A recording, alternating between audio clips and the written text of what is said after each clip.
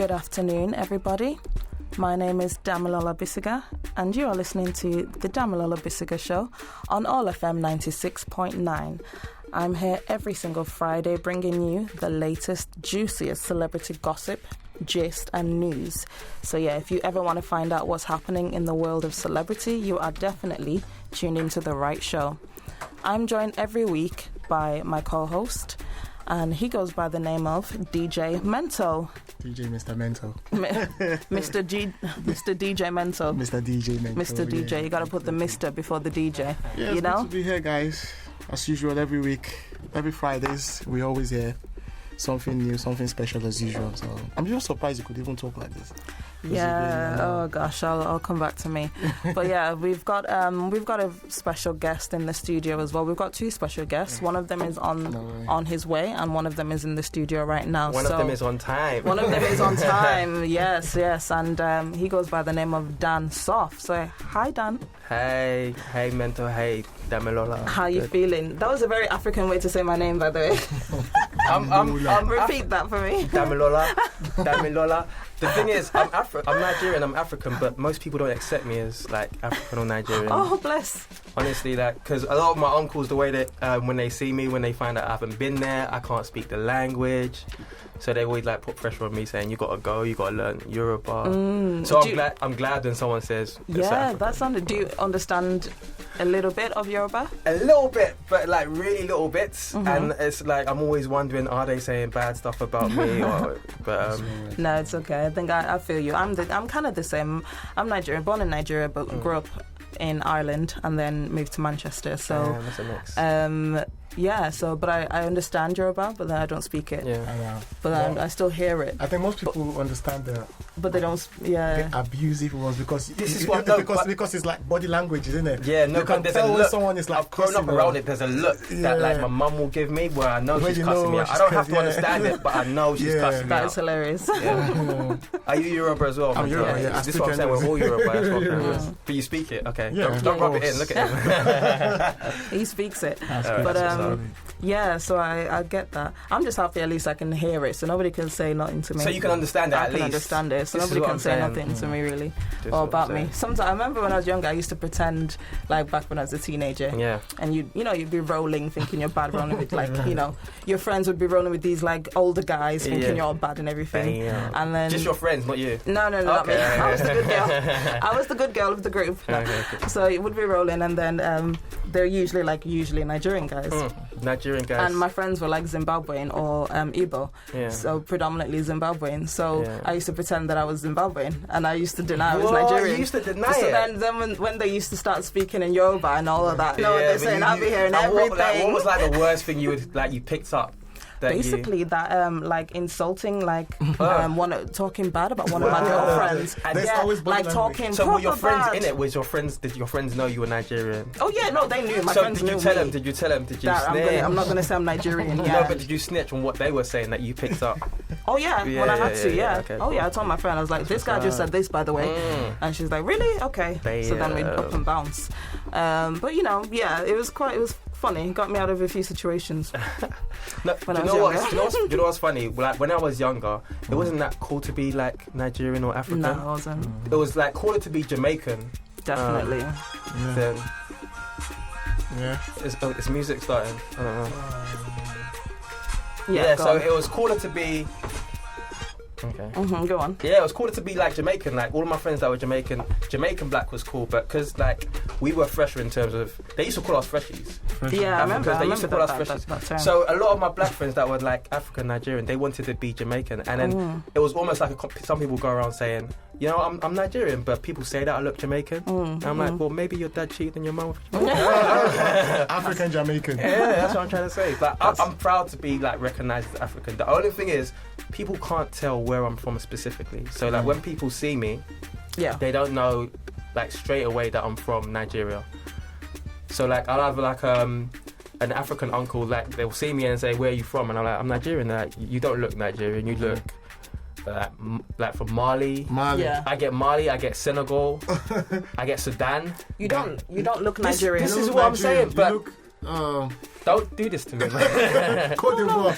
Cote d'Ivoire. It's always anything but Nigeria. But there was this one time I was walking down the street and then this guy, he was a Nigerian guy, came up to me and he goes, "You're Nigerian, right?" And I was like, "Yeah." It's like the only person ever to say that I look Nigerian.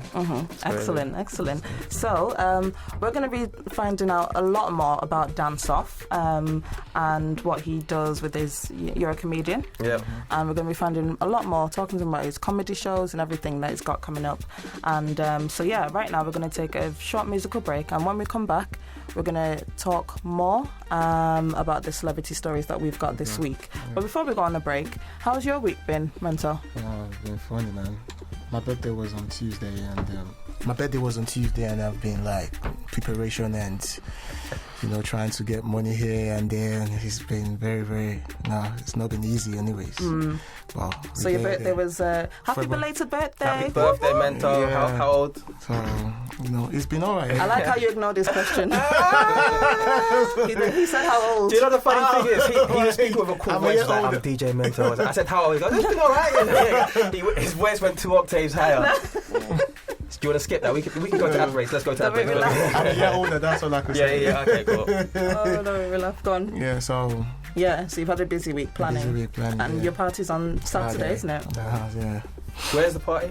My house. Damn. No club this time around. Choose to do at my doorstep. House party, you're invited. House party, that's what's up. You're invited to come, Dan. Thank you. I'm going to be rolling through. He said he's going to find me a husband. Definitely. Him and his girlfriend, they're trying to pair me up. Really? No more single life. Why is it? Because I'm single, because I'm Nigerian, because I'm going to be 26. Everybody thinks it's their mission to find me a husband, to find me a boyfriend. It's very annoying. Do you have a type? Have you ever considered the fact that I'm actually quite happy on my own right now? She's having a moment. The fact that I'm actually quite independent. I got my own money. I don't need a man for anything. You don't need a man. Have you considered that? Wow. No, but I must have a man. I must have someone. That's what my friend called me last week saying, "Oh, damn, I have a husband for you." I'm like, "Excuse me? I didn't ask you to find a husband for me." What's this? Why is it? It's pressure.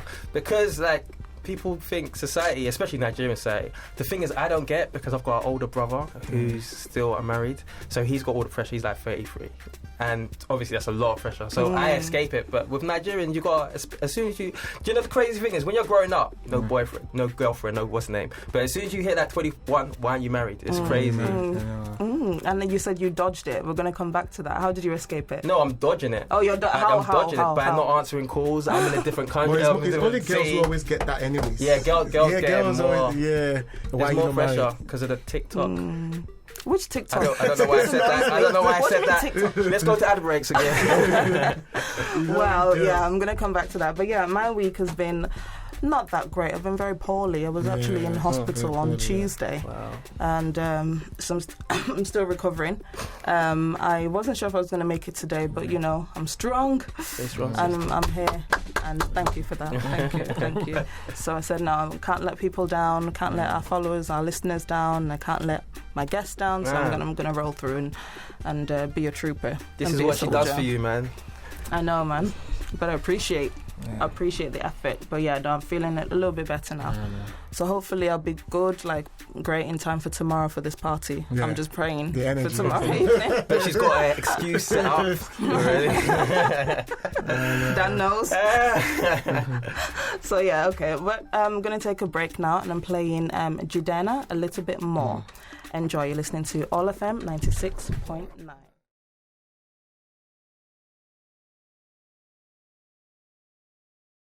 Welcome back to All FM 96.9. Gosh, it's like trying to control children in this station, in the studio. Crazy. I've just been shushed, I can't believe it. So yes, let's get straight into the celebrity stories for this week.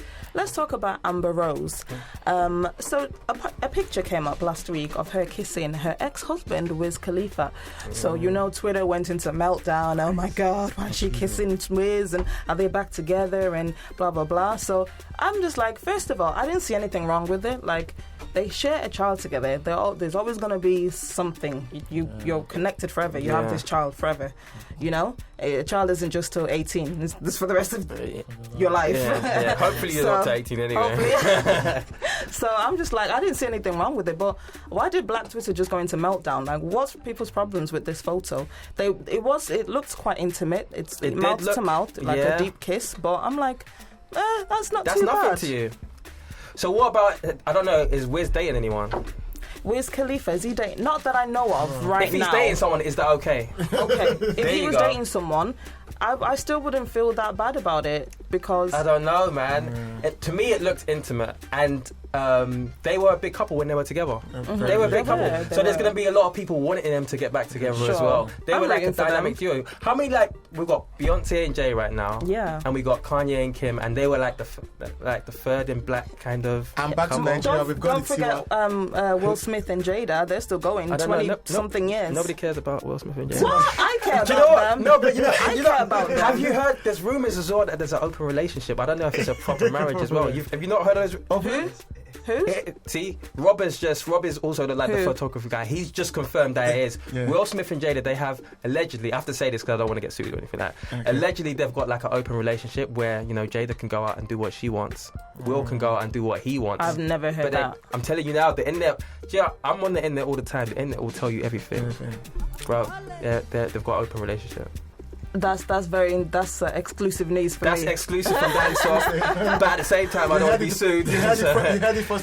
So if you would have sued me, allegedly. Allegedly. Okay, I'm covered. If not, it was DJ Mento. Yeah, it's okay. I know these things. Once you say allegedly, you can say anything you want. But yeah, I'm allegedly handsome. Mento, what do you think about Amber and Wiz, kissing? But they're not back together though. But they might even be together. Probably they don't want the people to know what's going on between each other. That's a funny way to keep your relationship a secret. She's been having fun for a while now because she's been putting up pictures like having fun, traveling and all that. Oh, okay. And Wiz is just there doing his music as usual. So probably this might be going down. People don't know. So do you guys care? Do you guys care if they get back together? Yeah, I liked them as a couple. Yeah, so I liked her way better than her and Kanye back. Her and Kanye. Yeah, way back when. Yeah. And people don't really go deep into them as much though. I thought they were a good couple. Yeah. Their son is adorable, ridiculously cute. See, I'm not really all of these relationship goals. I'm not really. It's always about this. No, they're not goals for me. They're not goals. Who's goals for you then? Someone like Will and Jada, B and J, like in the celebrity world. Yeah. Definitely, they are goals. In the celebrity world, power couples are goals for me. Are goals for you? Yes, I don't get relationship goals. Do you know what the worst thing is? A lot of my friends, they say they got relationship goals, but then they pick all of these Hollywood couples that are together for 5 minutes. A year or 2 years. Their parents have been together for 50 years. Forget their parents. Who's goals for me? Who's goals for you? Robert De Niro and his black wife. Oh yeah. Do you know I love But I've never seen them together. I've never seen a picture of them together. I know he's got a black wife, but I've never seen them together. So once in a while he'll bring her onto the red carpet. So she gets a once in a while. And that's goals. That's your goals. No. That don't make sense to me. Because they're not trying to put their relationship out there onto the public. Okay. She's quite happy being in the background. And he's happy having her private. In the background. Yeah, private. Okay, but my thing is with goals is we don't know what's going on in the background. Before, another couple that was goals, Brad and Angelina. A lot of people used to say they were goals. They were goals. Yeah. Look at them now. They're divorced now. This is what I'm trying to say. Them now. So I think people should but you know what? I like. My parents are goals. Relationship This is what I'm saying. My parents are relationship goals. Most especially from our culture, most of our parents are still together. Yeah. We don't need Hollywood relationships that only last 5 minutes. And social media now just makes things worse. Yeah, but some of them, Robert's been going 30 years now, so it's not. Robert's the only thing is those relationships. Like I said, we don't know what's going on in the background. Maybe it's going 30 years because she's putting up with a lot. Should we take it back to the 80s or 90s? Let's take it back. How far? I don't even know. What do you mean by let's take it back? Yeah. Okay, well, how long have Beyonce and Jay been going? They've been going. Beyonce and Jay got together 2003, I think. At least over 12 years. Yeah. It could be even more. But we all heard Lemonade. And they were probably seeing each other before we even know Crazy in Love. Crazy, no, even before that. Before that. Do you know what? I heard when she was back in Destiny's Child, he had his eyes. I even heard a story about this. Jay-Z said that he saw Beyonce the first time he saw her. She was 16, he was 28, and he said that's going to be my wife. That's creepy.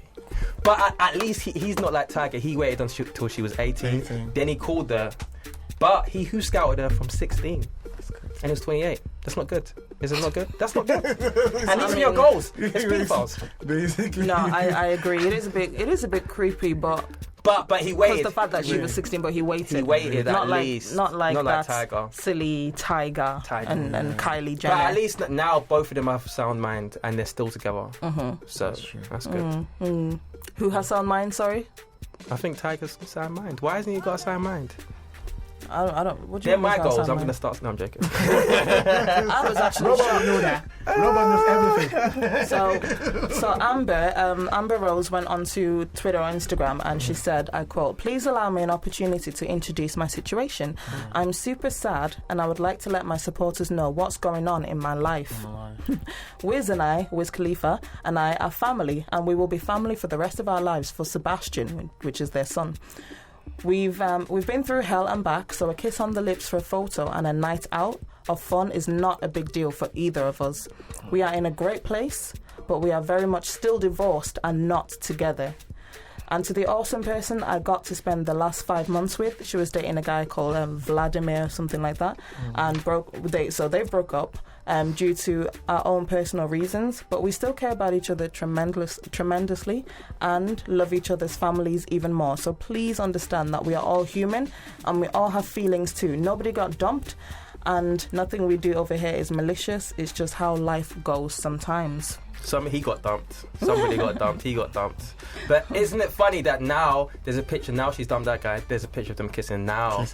Because I hear as well, a lot of people that have baby mamas, they do stuff on the side together. Even though they're not really together, sometimes they're together.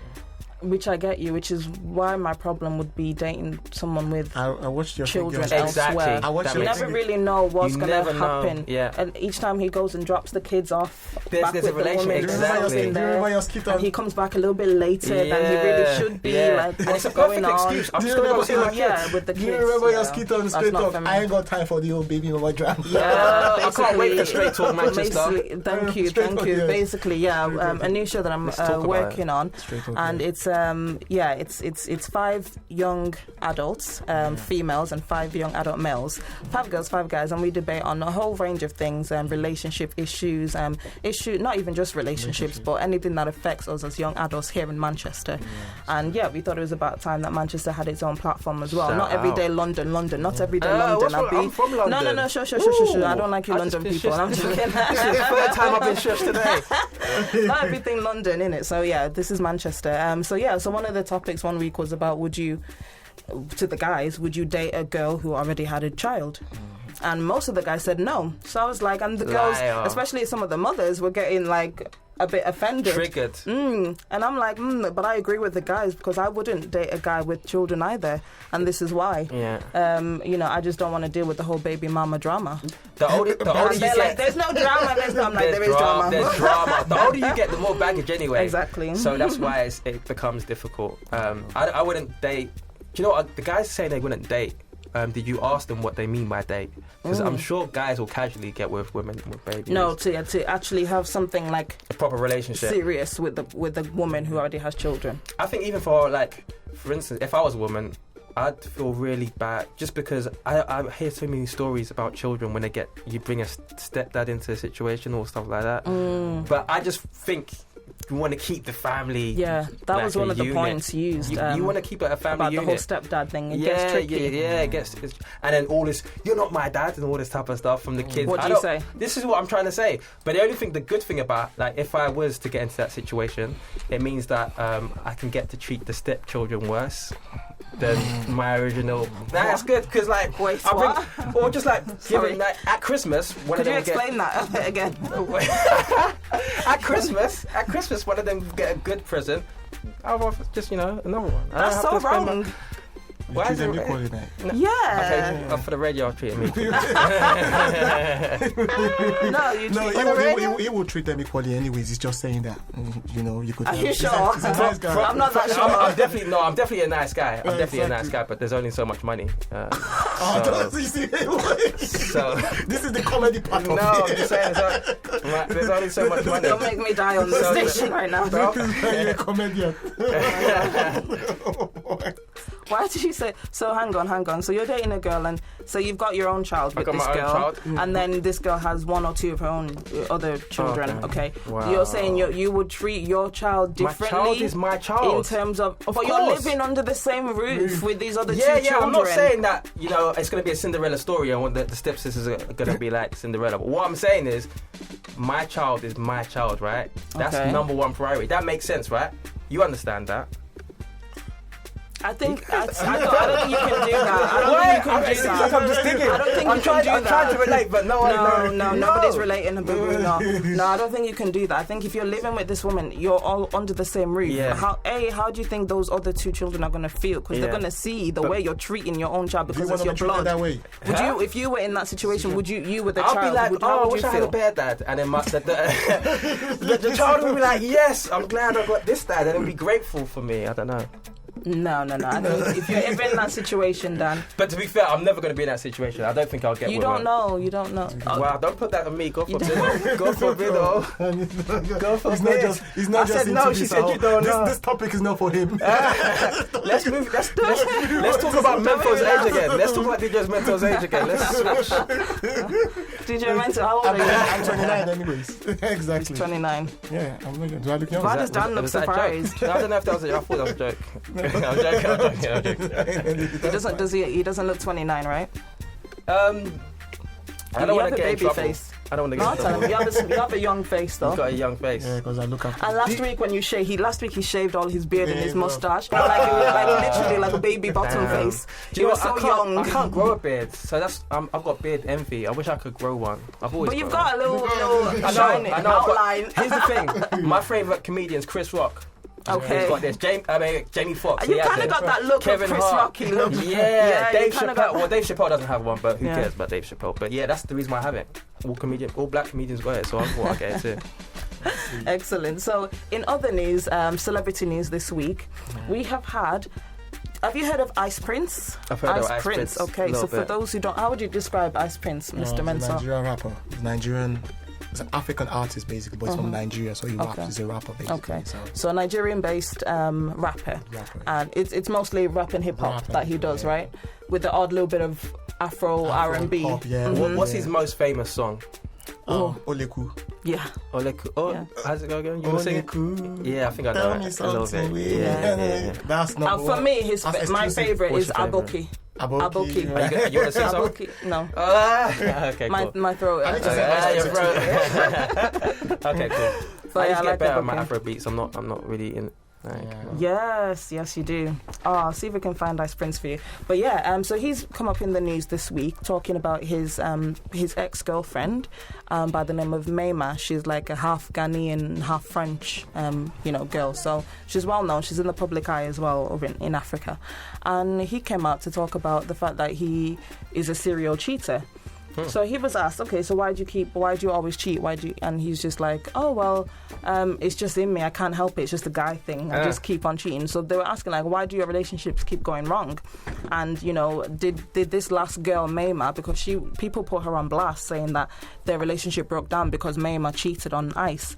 And people were calling her all sorts of names online. No, according to Ice, he came out to defend him and say, no, she has not cheated on me. Yeah. If anything, I'm the one who cheats in the relationship. Yeah. Like, every relationship. Yeah. And it just got me thinking, like, what is this? I just felt like he was using it as an excuse, like, I can't help it. I just have to cheat. It's just a guy thing. It's a guy thing. Get out of here. So you want my opinion? Is it a guy thing or not? Okay, yeah, I want your opinion. I already know my feelings, but you seem so angry right now. Yeah, I want to know what you're gonna say. Right, what should I say? I think there are some guys that, when you go so far, you can't come back. So there's some guys that have been cheating from when they're young, and so whenever they get into relationships, I think they're going to cheat. Even though they try so hard. I know some of my friends, they try so hard, and they're thinking, this time, I'm not going to... Go on. Let me close my eyes. Okay, but don't forget, I'm not talking about me. I'm talking about other guys here. But there are some guys that, because they've been doing it for so long, I think they just find it hard. Because, one of my friends, again, he's in a relationship. He loves his girl. But then there was a hot babe and he's good looking as well. So there's women throwing at him, and he's a doctor. So, it's difficult when you've got options and you've got women throwing themselves at you. But you can control yourself, though. No, I'm not saying you can't, but I'm saying there's some guys that, because they've done that, they've almost what do they call it again? They've broken the ice on the cheating. So that's a habit that they're always going to be. And because they got away with it. Because they got away with it, and it just becomes, it just becomes a bit more normal for them. Whereas other people who have never cheated before, they're less likely to do it. But then once you've already done it, you only need to do it once. You only need to do it once, and you're thinking, oh no, I can do this, I can do that. So there are some guys I think definitely it's difficult for them, even if they really want to be faithful. I think it's difficult. But then there's other guys that I think just generally they're just people that won't overstep that boundary. And I don't think it's like a Christian thing, just to bring that in, because there are a lot of Christian guys that really change. It's not a Christian thing. It's not a Christian thing. Not a Muslim thing. Not a Buddhist thing. I think it's just... It's a male species thing. Wow. How did it... Man, are you not going to defend the males? Like, she just put out... It's not... It's a male species. It's not a male species. Women cheat too. I'm going to write a book. I think it's cool. Women are the one who cheat mostly these days, isn't it? Do you know what I don't like? Who told you that? Do you know what? Have you done a study? Who told you that? He's done a study. He's been cheating. And he's been with a lot of women that are in a relationship. That's how he knows. That's the only way you will know. Women are now the men of the day of today. No, but do you know what? Do you know what is true though? I think just generally. If you are in love, okay, and you are crazy about someone, no other pretty chick, no matter how fine, how bad she is, will even turn your eyes, or even if your eyes look, your head will turn back. It just means you are not really in love with that girl. You are what I call being in love with someone. If you're in love with someone, you won't cheat on them. You can't even fathom the fact that you can get into that. You can't even fathom the thought of climbing into bed with another woman. Can I ask you this? Do you think love, though, because a lot of people, they think they're in love, but it's like a 3 months thing. 3-4 months thing. They feel that love feeling, but then it dissipates. Is it like having a feeling or attraction for someone? There's lust and there's love. In a way that is not attractive. Alright, so have you guys been in love? I've been in love and I've been in lust. Yeah. So I've been in both. So, have you been in love? You know what I'm saying? You're very quiet. I'm in love right now. Are you in love right now? Exactly. He has his wifey. Okay, so I just think there's some people, I don't want to talk about your personal situations, but I think that sometimes love can be like a short-term thing, and then emotions are maybe like a year or two, but then as you start getting familiar with the person, then it kind of dissipates, and that's when, so I think people that believe in love, I think is dangerous, because if you just rely on chemical reactions to sustain a relationship, it's not going to last. So that's why I think, like, just saying, okay, if you're in love with someone, you're going to be faithful. I've seen situations whereby people start in love and then it just changes. Things change. It's like me being a DJ. You go DJ for someone, whereby they got married, propose, and do everything. And you can see they love each other. You see, they're no more together. Yeah. How about that? I mean, just look at the marriage statistics. Exactly. People don't go into marriage thinking, okay, this is not going to last forever. Most people go in thinking this is going to last forever. Well, exactly. So this is why, and the cheating statistic in marriage that we even know of. There's so many marriages there's cheating going, we don't even know them. But what I think is, a lot of people that go into that have that idea that no one cheats, I think it's dangerous. I think you have to work hard to keep, like, you know. I think just keep the fire burning in your relationship. But why is it like, it seems like so hard, like it's a war. Tactics you got, keep the fire. It seems like, I suppose it is. You know what? Marriage, it's difficult. You have to treat marriage like you are going to war. In some cases, you have to. It's a battlefield. Marriage can be a battlefield. It should be like, you should be on the same team though. Battles like one versus the other. It should be on the same. Yeah, me and him versus the rest of the world. That's the way it should be. But then you need people that are going to be able to say no to women, no matter how fine they are. You need a woman that is going to be able to stay loyal. Because there's some. Have you heard of the work husband type thing? Go on, tell me. So some people, like, they have relationships, but then when they go to work, they have these work husbands and work wives. And I've seen it, like, in my work. So what do they do? No, it's not. There's no cheating or anything like that. But maybe there's no cheating at the beginning. But maybe they just go off and have coffee together and they're friends. But at work, they kind of have these relationships, which is dangerous because then you start finding like an intimate. It becomes intimate, and so I think you have to. Lines will start getting blurred. This is what I'm saying. Comfortable the reason why I brought it up is you have to kind of protect that bond. Like, I'm saying, like, I know about all of this type of stuff, but this is just my opinion. I think you kind of have to protect that bond. They have to be the first person, your first port of call, always thinking. Because there is, I think, I've been in relationships and I know I'm bad in terms of the fact that I'll go to work and I'll have fun with all my friends and stuff like that. Then I'll come back and I'll see her and I might not give her the best that I've given, because towards the end of the day that I've given everybody else. But I think it's just so hard. Like, this generation as well, I don't know. It's changed. Stop tapping. Oh, my bad. I was thinking, what was going on? My bad. But yeah, you've made so much points. You've made some really good points, and okay, we're going to come back to Dan and find out talk to him more about his comedy and everything. Yeah. Now we know where his stance on cheating and all of that. And stepchildren. We'll find out about his comedy. So we're going to take a break, and I'm playing Omarion with Body on Me. Keep it locked on All FM 96.9. Amen. Welcome back. You are still listening to All FM 96.9, and this is the Damilola Bisuga show.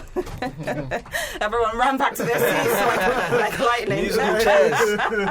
I love that. But yes, okay, so Dan Soff, welcome to the Damilola Bisuga show. Hey. We've been waiting for you for it's been like a month or something. You feel better now, isn't Weeks. Yeah, I feel a bit better now. So you have that effect, Dan. Thank you very much. Nice one. It's the comedy. High five. Love the hills, I'm telling you, man. That's the reason why I got into Everyone listening, when you need a comedian, is available. Yeah. So talk to us, that's the whole point. Well, when did you start your journey into the world of comedy? Okay, so it was interesting. Do you guys know who Kojo the comedian is? Yeah. Kojo, yeah. So you know Kojo the comedian? I've worked with Kojo. He's funny. Kojo? Yeah. So do you know what was interesting? I was on Twitter way back in like 2000, I think it was 2011 or 2012, and I'd just be making jokes there. Sorry, can I ask a question about Kojo? Is he actually a DJ, because it comes with another guy, Chucks? Chucksy or something. No, I think they work together. I haven't got the answers for that. I'm sorry. Yeah, but Kojo, like, he's one of the basically the most famous black comedian in the UK. I think. Is he Ghanaian? Yeah, he's Ghanaian. Exactly. And he's adopted, I think, but I don't want to get basically. And he's been in America. He's been a while now. Yeah. Oh wow, I didn't know yeah, that. he's been I worked with him. Yeah, so he's doing big things. Nice. Yeah. He's launched a lot of comedians' career, like in England as well. He's given a platform for a lot of new comedians coming up. Yeah. And I was on Twitter, I just like to make jokes on Twitter. I've always done that. And he told me, he was like, "You're funny. Come to a show to perform." And at this point, I had no idea being a comedian or anything like that. And then I just got the nerves, because I think if you ask anyone, go up and do comedy, no one would want to do it. Like a lot of people say to me, "I can't believe you do that." So this was back in like 2011, 2012. I didn't think about it, and then basically I just ignored his message, and I didn't go at all. But a lot of my friends have always said I'm funny and all that type of stuff. And I moved up to Manchester for work, and then I thought, okay, now I'm moving to Manchester. I don't know if I'll have many friends. I don't know what I'll be doing in my spare time. I don't just want to sit down watching TV. So I thought, let me apply for this comedy course. So I applied for the comedy course. I got to Manchester, forgot all about it. And then I got an email saying, "You're on this comedy course." So I go to do the comedy course. And the comedy course is good, because at the end you have a show where all of the friends and family of the people on the course go there. And so I did really, I think I was the best, even if I do say so myself, that night. But it was a nice audience, because it was just like friends and family of all the performers. Okay. So then that was my first kind of foray into comedy. Nice. But then I went to do it to a real crowd. What year was this? This is like 2 years ago. Okay. So it was like 2 years ago. And then I went to do it to a real crowd. And I did well again the first time. But it was the third time it didn't go so well. Oh.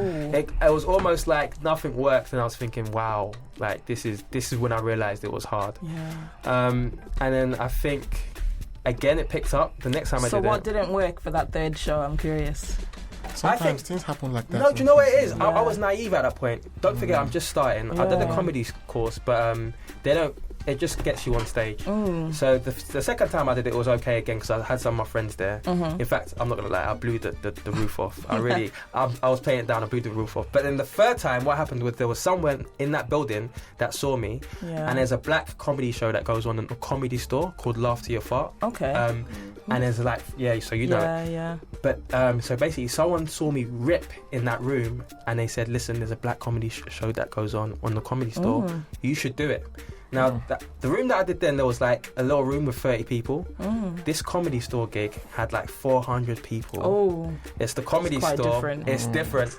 So the guy calls me up. He's heard that I just ripped, and he goes, "I heard you're one of the best young comedians. Do you want 15 minutes? I was like, "Yeah, of course I want 15 minutes. So I go there, I write a whole new set for it. And the thing is, I'm from London. I'm new to Manchester, so I was thinking, what are Mancunians gonna like? So I thought, let me write about Manchester. The only thing is, a lot of comedy is about a negative opinion on things. So I wrote about Manchester, but then I wrote my negative opinion on Manchester. Oh, dear. So I'm a Londoner coming up to a comedy store full of 400 people. Another thing as well, this was the birthday night of this comedy night, and the way it happens is every 2 months. And so on this birthday night, what they did was they had been voting, and they brought back all of the best comedians from the past shows. So it was all the best comedians, basically, all the best black comedians in the UK, plus me. Nice. A newbie is my third gig. That's amazing. I wrote 50 new minutes. So I go up there, the guy introduced me on, for some reason he said, I'm a Mancunian. I'm not a Mancunian. I go there, they hear this Cockney guy slagging off Manchester, the fact that it rains, slagging off both the football teams, and very quickly things turn nasty. And then basically I didn't get to finish it. I was supposed to do 15 minutes. I think I did like 5. And then I said to the host, come get me. Oh, wow. So he comes, gets me. Do you know what? The worst thing is, everyone was it got to the point where everyone was laughing, but not at my jokes. Yeah. That's like, it was really, and I was seeing all these, people were turning around because they didn't want to see the catastrophe, and it was crazy. But the good thing is I went off, then the host was like, he's new to comedy, he's just come up to 400 people and he's just done that, give him a round of applause. They all gave me a round of applause. And then I kind of went out afterwards, and you've done bad when people come up to you and keep it that. People come up to you and like, do you know what, don't give up, keep on going, keep on going. So I had a lot of people doing that. But I really enjoyed it. That's still one of my favourite nights because it was 400 people. So I was early on, and it was just the excitement of being on that stage. And I think with comedy, there's a craving. Like once you get it, you have to go back and get it. Once you've got a little bit of a taste. Yeah. And do you think about what you want to say? No. What on stage? Like, this is what I'm saying. So at first I was naive. Back then I was naive, and every single time I got up, I would do new stuff. Every single time I would just riff and do new stuff. But you can't do that, especially like with big audience where they're expecting you to deliver. So the way they actually do, and I don't like saying too much because people have this, it's almost like showing the magic tricks, showing behind the curtain. But most comedians like Kevin Hart, all of these ones, when you see shows, they've got these ideas, then they take out to these small little shows and they work it out, and then they kind of craft it. So like with musicians, you can be in a studio and you can make a track in the studio. You can't do that as a comedian. You have to go out to crowds, find out what's funny, or find out what's not, and then kind of your show kind of morphs as you go along. So imagine you was on the UK tour now. Every how would I put it? Yeah. Everything you talk about is always going to be different. Like your jokes. So I think the way to describe it, because I think I've got a friend, like for instance, I was in London, right? My brother was throwing a comedy show. There was a guy called Mo the Comedian. He's amazing. You guys have to see him. I'm going to get him up for my comedy show. He's amazing. He smashed that night. Absolutely smashed. And then someone that went there saw that he was on another night, and she thought, I'm going to go see him again because he smashed. But that was the next week, and then she was upset because he went there and he was doing the same stuff, and she was like, I can't believe he's doing the same stuff. Why did I pay money? He's doing the same stuff. But this is the thing you don't understand. Like with musicians, people kind of understand more about it. Because if, like, for instance, I'm an artist and I have an album, when I'm doing the tour of that album, it's going to be the same tracks on the album, right? Yeah. So when like someone's doing a show, a comedian, and they've got a show called like Kevin Hart's Laugh Till You Cry or whatever, whenever he's doing that, it's going to be the same jokes. And that's how comedians do it. We don't, as funny as comedians can be. Sorry to say, I think that's the reason why big comedians bring other comedians along as well. Yeah. So they mix it up. You know what I'm saying? But at the same time, you can get really lazy, and it's true. You can get really lazy if you just, because I've got some jokes now that kill, right? And the difficulty is because when I go to a night, I want to work on new stuff, but also I want to do amazing, right? So I've got that choice in my head. Okay, do I give these people a great show, or do I work on some new jokes that aren't quite ready yet? And so you have to kind of balance it. So usually what I do is, like, we call it I'm not going to say the word, it's like a little curse word sandwich. Basically, you have the good bit, then the bad bit, then the good bit. So what I'll do is, tried and tested stuff I'll start with to get them on side so they know I'm funny. Then I'll bring out some new stuff that I've just thought of. And then if that doesn't work, I've still got gold. But then there's some like that's a good way. That's the best way. Who are the people in which your joke actually reach out to mostly? Who are the people you? Do you know what's crazy? Like yo. Do you take the mick out of anybody and everybody? Anybody just. Yeah, do you know? I was in last week. I was in. Who is off limits for you? Who would you not? Take no one's off limits. There's no disabled people. I've got some great. No, joking. But some of my funny stuff. Some of the jokes that I've loved most have been about disabled people, like black people.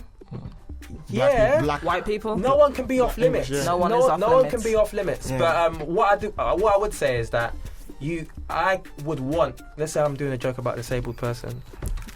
I would want like disabled people to be like laugh at that joke too. Yeah. So for instance, if there's anyone that's going to laugh at that joke, I want disabled people like, oh, that's so true, and then laugh about it too. Like if you're going to trust, sometimes you can't always do it, but like there's some people that just get away with being mean, and I don't necessarily want to just go out and be mean. So like there's sometimes I can trust you, but you will laugh whilst I'm trusting you. Would you take the mick out of like big people? I love it, man. Can I ask you a question? Oh, I've got some fat jokes that kill. So what fat jokes? Can I ask you? What if no one laughed at your joke? Oh my god! No, it happens all the time. It happens all the time. What do you? How do you feel? This is what I'm saying. It's like I think because I couldn't do that, man. This is the thing. It's like I think music as well, playing and no one dances. This is what I'm saying. I think with comedy, like it's kind of weird because as soon as you step on stage, you're a comedian. Yeah. It's not like you're a doctor where you have to go to medical school and you have to earn being a doctor. Yeah. As soon as you decide to go on stage, not even on stage anymore, you can be a Snapchat comedian. As soon as you go up and you be a Snapchat comedian, so it's different. But the thing is, I think with comedians, they just have to not care when people don't laugh. And it's difficult because you have to learn. But basically, you just have to shoot your shot and keep on going. Say, listen, that one didn't work. You see some people just throw the mic on the floor. No, I think the best way to do it is address it. So address it. Like, but for instance, I'll give you a story. I'll give you a story. That Mo, the comedian, that same night, I was on too. It was my first. You asked me the question, who likes my jokes most? Okay. For some reason, it's Asian, like UK Asians. For some reason, it's a bit weird. Black people love my jokes too. For some reason in Manchester, but maybe not in London. So it was my first London gig. It was an urban gig as well. Do you tell like Asian jokes? I don't tell Asian jokes. Oh, interesting. It's just weird. They're just like, is it like a sick style? bro, Is sick bro. there a style sick, bro. like? Do you fight Chinese? No. When I say Asian, it's not Chinese. It's not Chinese. Like Pakistani. No, but like black. I think ethnic people like my jokes most. I think. Do you know what? I've played to all crowds. I've played to old, really old women. I've played to like really old men, young. Most people like my jokes. There was only one like section of society that I was kind of unsure, do they like me? And that was like urban gigs in London. It's a bit different. It's a bit more, people are dancing in their tracks and people, you know, when I went to do this gig, the DJ came up to me and said, is there any bits where you want me to play music? I've never had that asked me before. So it's a completely different arena, like completely. So I went there and a lot of my jokes are quite social commentary, clever. I talk about issues in society. And this was a night where people were talking about sex and you know, talking about relationships. I was talking about Black Lives Matter, I was talking about Islamophobia. It was highbrow stuff. And I didn't have any other jokes to go to. So I knew, and the worst thing is the comedians that were already there before me, they were saying, you know what, this crowd is kind of quiet, even for them that are beasts in it. You know, I've been doing it for years. So I was thinking, this is not going to go well. And the thing is, I went out there, I didn't get that many laughs that night, but because I've done shows where people haven't laughed and I know how to deal with it, I didn't crumble. So that's all you can do. As a comedian, all you can do is do it. Like, I don't, like, if people don't laugh at my jokes, it's not for you. But these jokes have worked, like, elsewhere, so there's a confidence you get from being a comedian. Like, excellent. Yeah, there are some times when I'm like, there are some times where people find out I'm a comedian and then I can see them, they're just like waiting. Let's see if he's funny. Waiting for it. And I'm like, I'm still a normal person. It's going to be normal conversation. You're not always in performance mode. Yeah, I'm not always on. But yeah, so right now, gosh, can you believe the time? That's what I was kind of looking at. It's always like that. It's coming towards the end of the show soon. We've got about maybe six minutes left. Gosh, how quick has that gone? Has it gone quick? It's really gone cool. But yeah, so very quickly, Dan, you're working on like a new monthly show or like events now. So what? Tell us about that. Brand new show. It's called Laugh and Loud. I like the name. It's in Castlefield in a bar called Binary Bar. The first one's going to be March the 5th. we've got two of the best like up and coming comedians in the country. There's a guy called Jimmy James Jones. He's a regular host in London. He's an award-winning comedian. Do you know some comedians you can just look at and laugh? Where can the people listening get the tickets? Man, I'd have to. This is very unprofessional. I'd have to go to my phone and get out. But I'm hoping you can put it on the Facebook page or something like that. We can. So Jimmy James Jones, amazing. He's going to be hosting. He's funny, just in terms of the way he speaks. I can't wait for people to see him. And also we've got Alistair Williams, who is he's just going to be a future star. So he's going to be a headliner. It's the first one. It's going to be amazing. Come down March the 5th, Binary Bar, Castlefield. I'll be there. I'll be there. And maybe even the future ones I can host it. I've said it on air now. We'll see about it. Well, have you got jokes? Because the host still has to be... Is the host a comedian? The host is, There's Jimmy, James, John Jones. People go... When you go to a comedy night, people wouldn't be laughing straight away. So if you wanna, I didn't know you had to be a comedian. You have to be the host of a comedian. No. There are people like host, comedians, MC. Just to introduce the comedians. No. There's a lot more. You have to warm up the crowd. You have to warm up. I can't come on without them laughing. Yeah. Because they have to get used to laughing, and that's the host's job. So if you really want to do this, then you got to make it. Okay. I'll come and see what Jimmy Jones James. No, you mixed up the order. It's Jimmy James Jones. Whichever. I'm gonna get in a lot of trouble. No, you can't say that's my host. Don't talk about my host. Okay. Laugh and Loud, March the 5th. Yeah, excellent. Yeah, no, I'll be there. I really love the show, man. It's a good show. I like be there supporting. What's his name? Jimmy James. Jimmy James Jones. Jimmy James Jones. This is the third time you've messed up. It's a tongue twister, you know. Triple J. Yeah. Jimmy James Jones host. Alistair Williams, hottest young comedian in England right now. I'm London comedian, bringing up to Manchester. We've got Manchester acts too that are young, that are amazing, and we're going to have them on too. Good. Yeah, I know you're just going to say that. That's why I had to say it too. There's a lot of talent in Manchester. This is one of the most artful places I've been. London, I don't think competes with Manchester in terms of arts, in terms of music. Stop. Rewind and say that again. No, you got that say once. That you again. got it once. Say that again. Dan this guy's Soff. doing a close-up. Say it again. London is better than Manchester. And that's while the camera's on, that's all I'm saying. No, but this is a really artful place. I think it's because Oasis and all of that. For the record, he said Manchester has more talent. No, I didn't say that. No, she paraphrased. For the what record. I'm saying is, like Manchester as a place, like there's always an open mics in the bar. There's like music, comedy. There's so much you can find. It's a really artful silk, and it's young too. So I know a lot of young comics, and we're gonna get them on it. I'm just this is what I'm gonna be doing for this night, just showcasing all the best talent, UK wide and local Manchester talent. Excellent, I love that. I'm all about uplifting my city and local talent. Shout out to Damilola around here. So yeah, I love that. Remember, I'm from London to Manchester as well, so I have no choice. I have to be a Manchester person. You're a Manchester I was originally from London. Yeah. Are you originally from London? South East? Yeah, I'm a West End. How long was you? About 7 years in London. Okay. It's just 3 years now in Manchester. And you consider yourself a Mancunian over a lot? Yeah, I've been doing well here, so I'm fine. That's a shame.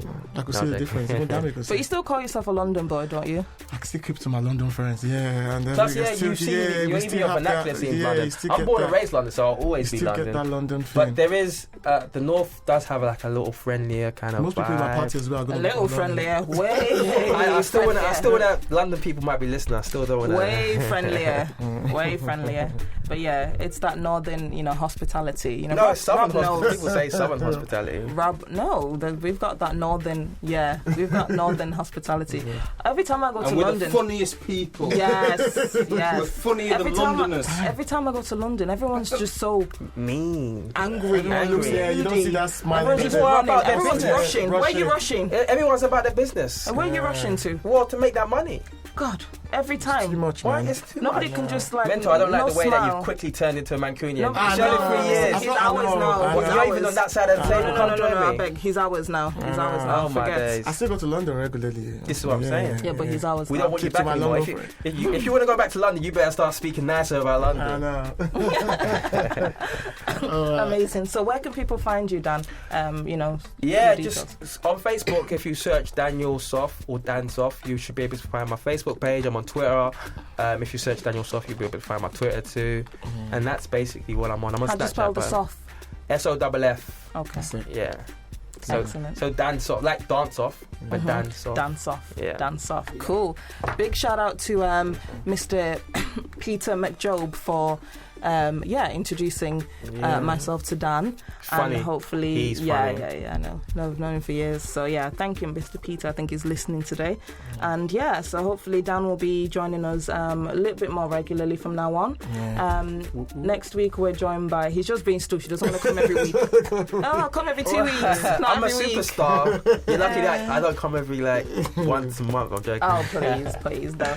But so Dan will be coming a little bit more regularly. But next week we've got his friend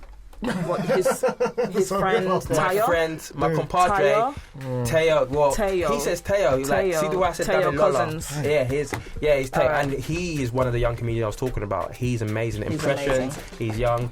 You're gonna love him. So we've got him next week. All right, guys, that's it. That's the end of the show. Thank you so much for listening. You've been listening to the Damilola Bisuga Show. I've been your host, Dami B, with DJ Mento and Dan Soff.